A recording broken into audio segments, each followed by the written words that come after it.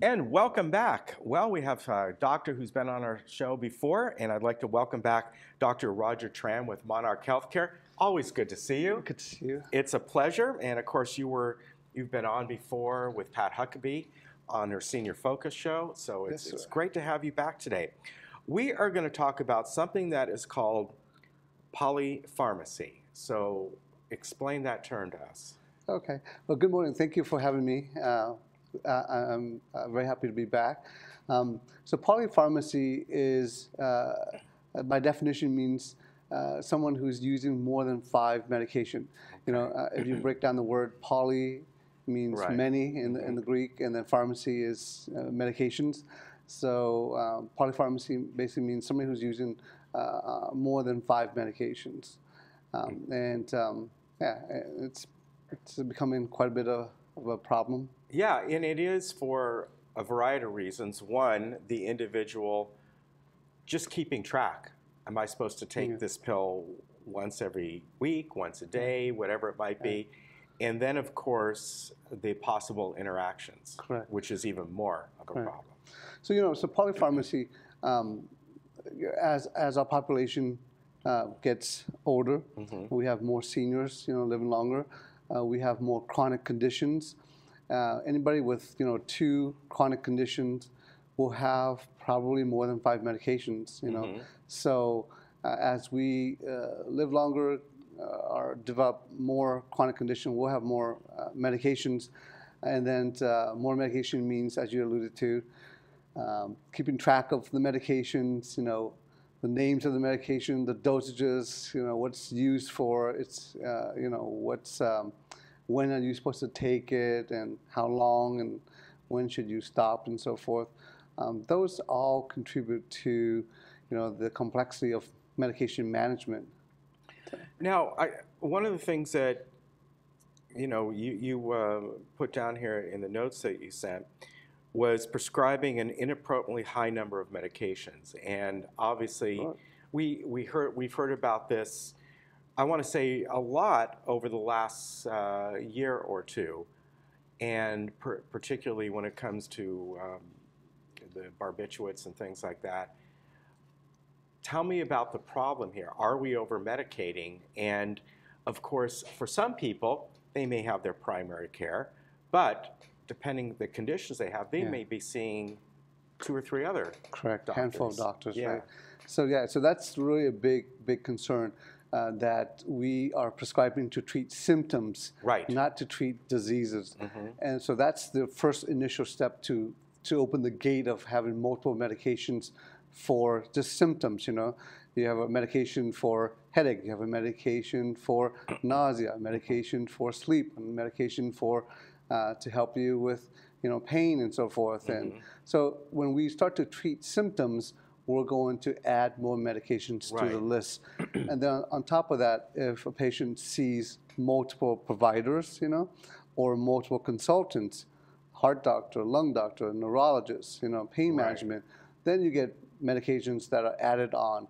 And then sometimes those consultants may not know what the patients are on, and they may not know what the, you know, what somebody else previously prescribed and so forth. And then, you know, visits to the ER, you know, or patients having to go to, like, you know, the hospital or go to a skilled nursing for a short period of time. Medications were added on, you know, or changed from their previous home medication that they've been taking. So when they come home, they got, you know, a big collection of medication that they were on previously, and then a list of the things that, you know, they're on. And they don't know whether they should continue the old ones or stick to the new ones, or whether there's an overlap and so forth. So what is a solution to all this? Is it having, I guess, a case manager or somebody who really overlooks this? Of course, we're much better at it now because we have things that are linked up.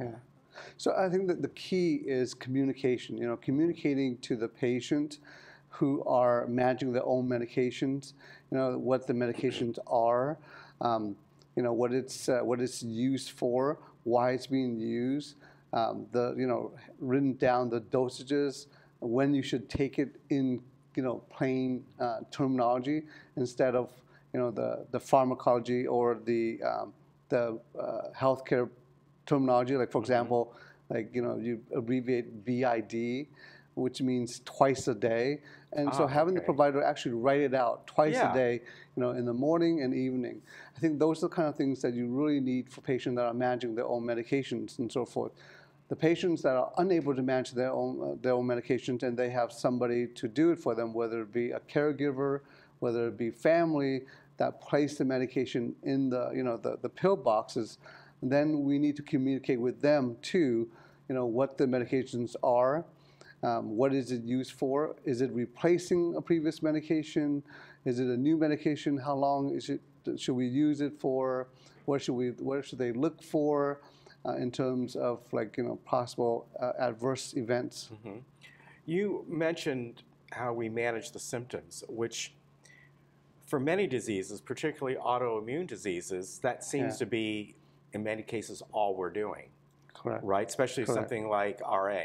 Correct. So RA, it's a chronic progressive condition, and a lot of the medications are used to treat the symptoms, unfortunately. Right. And I think that is a condition that patient can be taken, several medications for, and also medications to help with the disease process, and also medication to help with the symptoms of the disease process. Right. And that's where that management comes in. Correct. Right? So, in our practice, we have policies in place that we like to see our patients every 3 months, just for routine follow-ups. And we spend quite a bit of time to really go over the medications. We ask them if they've seen any specialists, since the last time we've seen them, and if there are medications that have been started for them from wherever they might have been since the last seen. We are fortunately in a community where it is a small community in terms of the healthcare field-wise. And so we do get a lot of the consultant notes that, patients have seen, and then the consultant will communicate with us, what they have done, what they've recommended in terms of medication changes or starting new medications and so forth. I think, I'm pretty sure all the providers here in our community are on electronic medical records. So medication lists are being constantly updated with each visits, and patients should get a medication list with each of their visits, that they can easily read and then decipher the directions and so forth. What about, again, a lot has been talked about the different types of medications that almost, it seems like an overdosing of American with the opiates and things like that. Is there a point in time where the patient should be able to confidently say, you know what, I know this is managing just a symptom. I don't want this. Is there another alternative for me? Maybe even some sort of natural alternative or whatever it might be. So this is a great point.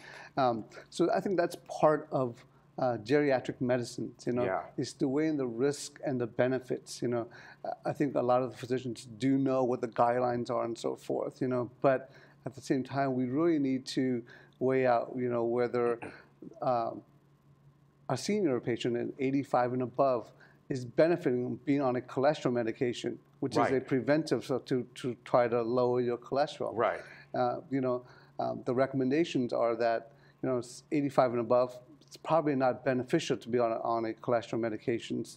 In terms of the risk and the benefit of that. So that is a discussion that you should have with each of your medications that you come in to see your doctor. That the guideline says to get your cholesterol down to a certain number, but is that going to benefit me in my overall health and of being on another medication?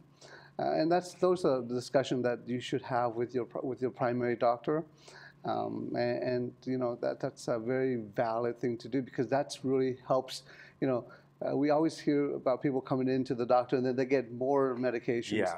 But a healthy relationship with your doctor should be also reconciling that, adding more or taking away medication that are no longer beneficial to the Exactly. patient.